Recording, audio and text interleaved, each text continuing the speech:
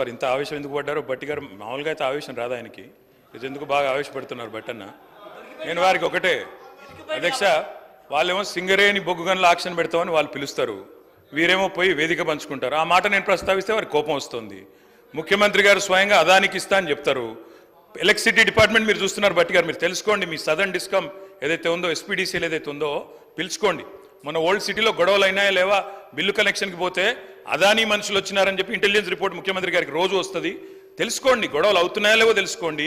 Old city శాసనసభ్యులతో meeting పెట్టండి, వారి భయాలు తప్పని చెప్పండి. అంతేగాని మా మీద ఎదురుదాడి చేస్తే ఏమొస్తుంది? అయ్యా ఇప్పుడు మేము ఏమన్నా తప్పులు చేసింటే, పొరపాట్లు చేసింటే దానికే కదా మమ్మల్ని శిక్షించి ఇక్కడ కూర్చోబెట్టారు. ఇప్పుడు మీరు సరిగ్గా చేయండి. మేమేమంటున్నాము, డిస్కామ్లు ప్రైవేటీకరణ చెయ్యము అని కుండబద్దలు కొడుతూ ముఖ్యమంత్రి గారు మీరు స్టేట్మెంట్ ఇవ్వండి. అదానికి అప్పచెప్పము అని స్టేట్మెంట్ ఇవ్వండి. అదానికి బెదరము అని స్టేట్మెంట్ ఇవ్వండి. అది ఎందుకు మాట్లాడట్లేదు మీరు? ఎందుకు భయపడుతున్నారు? ఎవరి కోసం భయపడుతున్నారు? మళ్ళీ ఎదురుదాడి ఎందుకు దాని మీద? దయచేసి నేను మిమ్మల్ని కోరేది ఒకటే, మేము ఆనాడైనా ఈనాడైనా పబ్లిక్ సెక్టర్ అండర్టేకింగ్స్ విషయంలో వీ హ్యావ్ అబండెంట్ క్లారిటీ.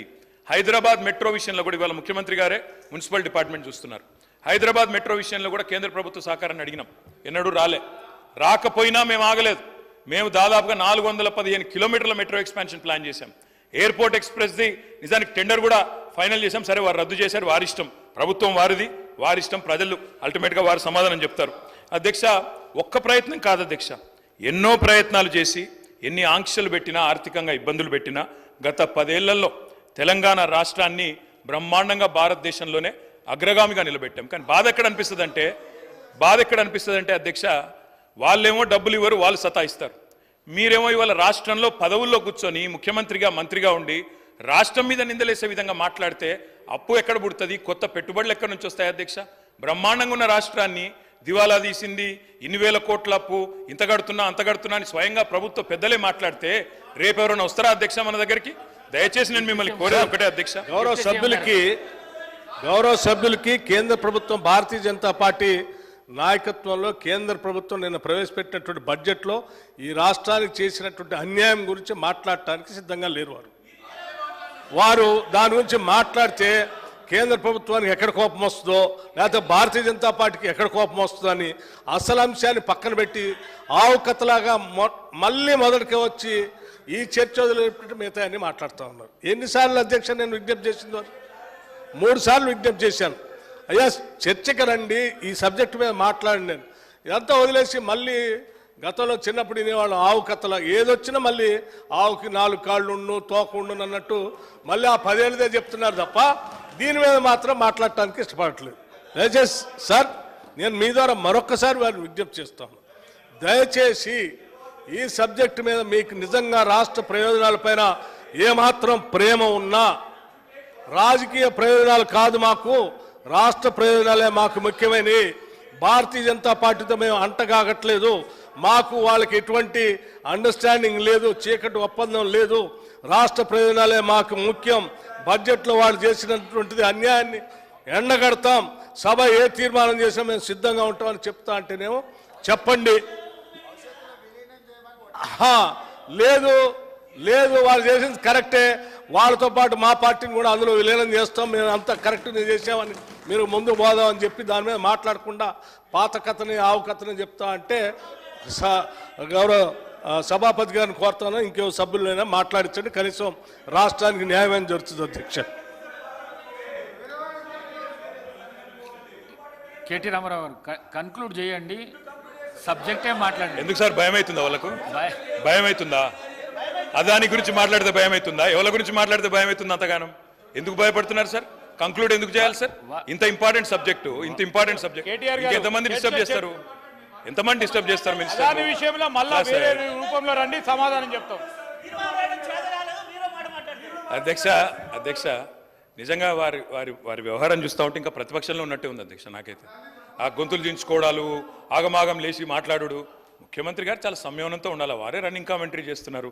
నేను వారికి ఒకటే చెప్తా ఉన్నా అధ్యక్ష, వారు ఓన్లీ బడ్జెట్ కన్ఫైన్ అయ్యి మాట్లాడమని వారే అంటారు, ఏదో చీకటి ఒప్పందాలని ముఖ్యమంత్రి గారు మాట్లాడతారు, విలీనాలని ఉప ముఖ్యమంత్రి గారు మాట్లాడతారు. మీ ఇద్దరికి నేను స్పష్టంగా చెప్తా ఉన్నా, ఈ వేదిక ద్వారా చెప్తా ఉన్నా, ఎలాంటి చీకటి ఒప్పందాలు చేసుకోవాల్సిన దౌర్భాగ్యం మాకు లేదు.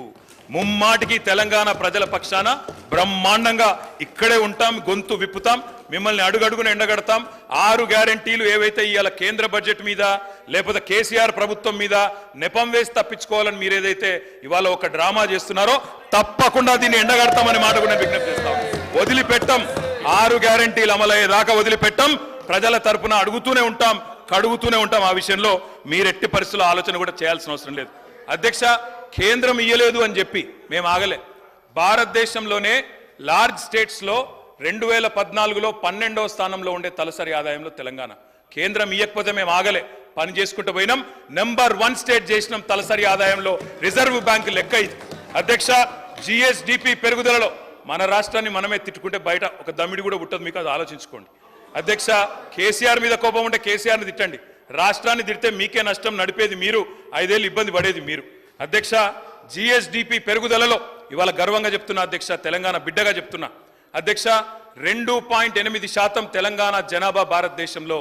కానీ we contribute 5% to India GDP. We are an economic engine like Sridhar Babu said.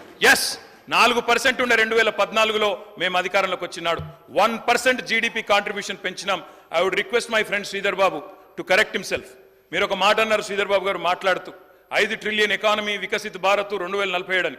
2047 కాదు, 5 ట్రిలియన్ ఎకానమీ రాబోయే సంవత్సరంన్నరలోనే అయిపోతుంది. అక్కడ ఎవరు ఉన్నా లేకపోయినా అవుతుంది. ఆ విషయం I want you to correct yourself. అధ్యక్ష, సొంత పన్నుల రాబడిలో భారతదేశంలో స్టేట్ ఓన్ ట్యాక్స్ రెవెన్యూస్లో నెంబర్ 1, నెంబర్ 2 స్థానంలో తెలంగాణ నిలబెట్టింది మేము. పేదరిక నిర్మూలనలో అగ్రభాగం నిలబెట్టాం. వ్యవసాయ విస్తరణలో కూడా అగ్రభాగం నిలబెట్టాం. పంజాబ్ను, హర్యానాను తలదన్ని 3.5 కోట్ల టన్నుల వరిధాన్యాన్ని పండించే స్థాయికి తీసుకొని పోయినాం. ఇవాళ ఫుడ్ కార్పొరేషన్ ఆఫ్ ఇండియా కేంద్ర ప్రభుత్వం చేతులెత్తేసి నూకలు తినండి అని చెప్పే పరిస్థితి కూడా కల్పించింది మేమనే మాట కూడా గుర్తు చేస్తా ఉన్నా. ఈజ్ ఆఫ్ డూయింగ్ బిజినెస్ లో అగ్రభాగాన 1, 2, 3 ర్యాంక్స్ లో నిలబెట్టాం తెలంగాణను. అదేవిధంగా 24 గంటల కరెంటు అన్ని రంగాలకు ఇస్తున్న ఒకే ఒక్క రాష్ట్రం తెలంగాణగా నిలబెట్టింది మేము. హైదరాబాద్లో ఇప్పుడే వారు చెప్పారు, ఐటీ రంగానికి సంబంధించి ఐటీఐఆర్ గురించి యూనియన్ బడ్జెట్లో లేదని చెప్పారు. Yes, I agree with my friend Sridhar Babu. ITIR ఇయ్యాల్సిందే, 10 ఏళ్ళు అడిగినాం, ఇయ్యలే. మరి మీరు తెస్తామని మీ మేనిఫెస్టోలో పెట్టినరు, మరి 8 మంది ఎంపీలను ప్రజలు మీకు కూడా ఇచ్చిండ్రు. తెస్తారా, సస్తారా, ప్రజలు చూస్తారు, తప్పకుండా మిమ్మల్ని కూడా వదిలిపెట్టారనే మాట కూడా నేను విజ్ఞప్తి చేస్తా ఉన్నా. అధ్యక్ష, నేను ముగించే ముందు నేను ఒకటే కోరేది అధ్యక్ష, ఇక్కడ యూనియన్ బడ్జెట్ మీద ఇక్కడ గొంతు చించుకుంటే కాదు సార్. మీకు 99 మంది ఎంపీలు ఉన్నారు. పార్లమెంట్లో గలం విప్పండి, కొట్లాడండి. రాజ్యసభలో మేము కూడా 4 ఉన్నాం, కలిసి వస్తాం, కలిసి కొట్లాడదాం. తెలంగాణ ప్రజల ప్రయోజనాల విషయంలో రాజీ లేదు. మా పార్టీ పుట్టిందే తెలంగాణ కోసం. మా పార్టీకి తెలంగాణ ప్రజల ప్రయోజనాలే పరమావిధి. మా జెండా, మా ఎజెండా తెలంగాణమే. తప్పకుండా అది మారదు. మీరు ఎన్ని కలలు కన్నా, మీరు ఎన్ని రకాల ఊహలు చేసుకున్నా, మీకు ఎన్ని తప్పుడు ఇంటెలిజెన్స్ రిపోర్ట్లు వచ్చినా ముఖ్యమంత్రి గారు, మేము ఎక్కడ పోము, ఇక్కడనే ఉంటాం, మిమ్మల్ని నిలదీస్తూనే ఉంటాం. 6 గ్యారెంటీలు అమలయ్యేదాకా ఎంబడబడతాం. 15 ఆగస్టు లోపల రుణమాఫీ అన్నారు, 2 లక్షల రుణమాఫీ అన్నారు ఏకకాలంలో. ఇంతవరకు ఏది లేదు. అందుకే అధ్యక్ష, తప్పకుండా ఎండగడతాం. ఇవాళ మీరు ఎందుకు పెట్టినరో, ఎందుకు ఈ చర్చ పెట్టినరో కూడా మాకు తెలుసు. ఎందుకు పెట్టినారు